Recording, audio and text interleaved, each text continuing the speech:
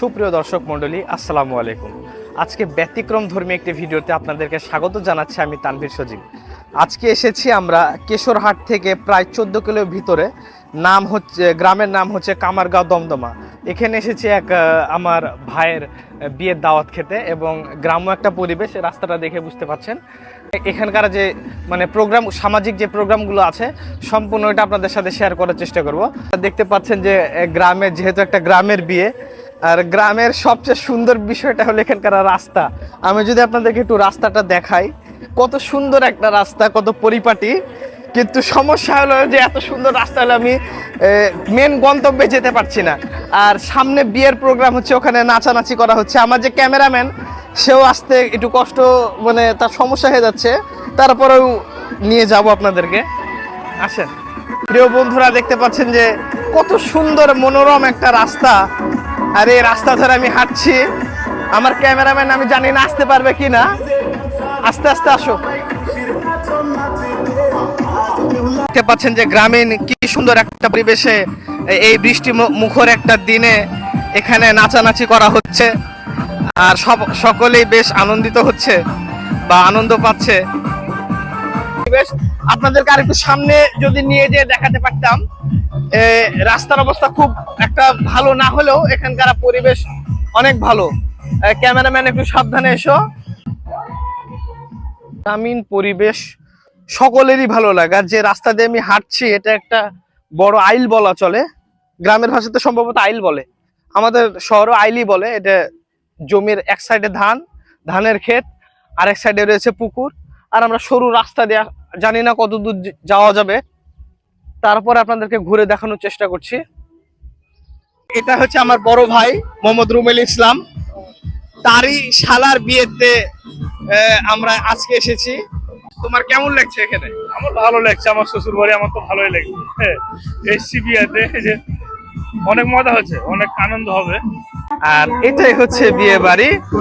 এখানে যে গ্রামের ছেলেপেলেরা এখানে বক্স বাজাচ্ছে। আর এই যে এই পাশের নিচে হচ্ছে জামাই এবং বউ একসাথে তারা গোসল করছে। কিন্তু আসলে গ্রামের মানুষ তারা ভিডিও করতে দিচ্ছে না, বা তারা একটু লজ্জাবোধ করছে, ইতস্ত বোধ করছে। তারপরেও আমি আমার জায়গা থেকে যতটুকু পারছি আপনাদেরকে দেখানোর চেষ্টা করছি।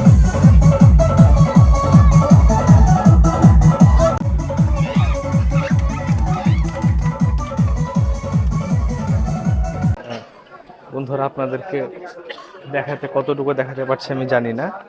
এই যে এখানে বাড়ির যে বারান্দা রয়েছে, সেই বারান্দাতে তারা খাওয়া দাওয়ার একটা ব্যবস্থা করেছে। আসলে খাওয়া দাওয়াটা কি দেখাবো? খাওয়া দাওয়াটা হচ্ছে সাদা ভাত, গরু কাটা হয়েছে, আলুর ঘাটি, তাছাড়া মিষ্টি দই ইত্যাদি অনেক কিছুই আছে। আমি খাওয়া দাওয়াটা বেশি দেখাবো না, কারণ এখানে মানুষজন অনেকেই আমার দিকে খুব বাজেভাবে তাকাচ্ছে। আর একটু ভিতরে যদি আপনাদেরকে দেখানোর চেষ্টা করি, ভিতরেও একটা এখানে মেয়েদের সম্ভবত খাওয়া দাওয়ার ব্যবস্থা রাখা হয়েছে।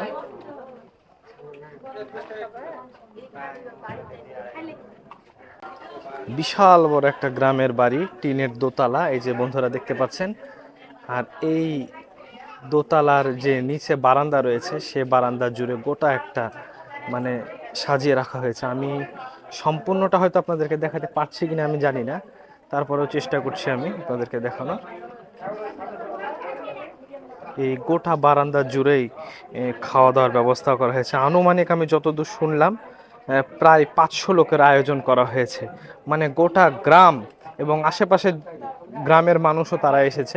গ্রামের আয়োজন যা হয়, গ্রামের প্রতিটা মানুষ তারা একে অপরকে সাহায্য করছে, এবং প্রোগ্রাম একজনার, কিন্তু তারা সকলেই যেমন রান্না বান্নার কাজে সহযোগিতা করেছে, এবং খাওয়ানোর কাজেও আমাদের শহরাঞ্চলে সচরাচর ম্যাচিয়ার ভাড়া করা লাগে। আর যে খাবারের দায়িত্বে আমার বড় ভাই, সে এখান থেকে খাবার পরিবেশনা করছে। যে বন্ধুরা দেখতে পাচ্ছেন যে সাদা ভাত, গ্রামে সচরাচর সাদা ভাতটাই চলে, সাদা ভাত, আলুর ঘাটি। এবং আরেকটু যদি দেখায়, এটা আসলে মেইনলি হচ্ছে মসজিদের জায়গা, সে মসজিদের জায়গার উপরেই এই খাবারগুলো রাখা হয়েছে। আর এই যে আপনাদেরকে যদি দেখায়, যে এটা মাংসর ডেক, মানে এখানে গরুর গোস্ত আছে। আর আরেকটু যদি আপনাদেরকে দেখাই, আমি হয়তো ঢুকতে পারবো কিনা জানি না, এখানে মিষ্টি রাখা আছে। তাছাড়া এখানে আরো যে এটা সম্ভবত মুগের ডালের ঘাটি। আর এই যে আমার একটা সনাব্বা, তিনি এখান থেকে পরিচালনা করছে। এত বড় একটি আয়োজন তারা এখান থেকে পরিচালনা করছে, যে যে দিক থেকে সম্ভব তার দিক থেকে তারা সাহায্য করছে। তো প্রিয় বন্ধুরা, এই ছিল এখানকার চিত্র।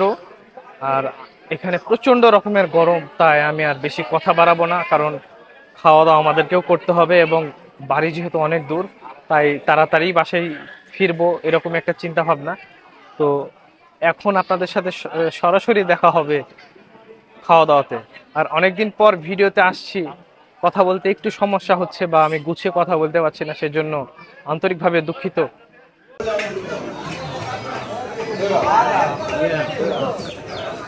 মানে সিট স্বল্পতা, মানে আসন সংখ্যা স্বল্পতার কারণে আমরা একটু সাইডে এসে বসলাম গাছতলার নিচে। তো আমি তো বরাবরের মানে এর আগেও বলেছি যে গ্রামের বিয়ের খাওয়া আমার খুবই পছন্দ। আর যতটুকু জানলাম যে আমার বউয়ের কাছে বা ভাইরা খুবই মানে রান্নার খুবই প্রশংসা করেছে।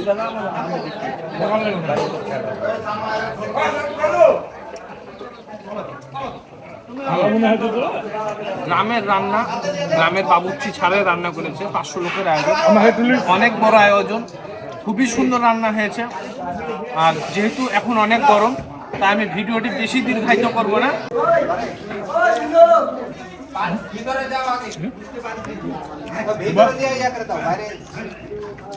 রান্নাটা অনেক সুন্দর হয়েছে। আমি ছোট্ট কথাতে যদি একবার বলি, তাহলে মাংসটা অথেন্টিক কালা ভুনা। আর আমি হয়তো একদমই মানে পরিমাপ মতো ঝাল মশলা ব্যবহার করা হয়েছে।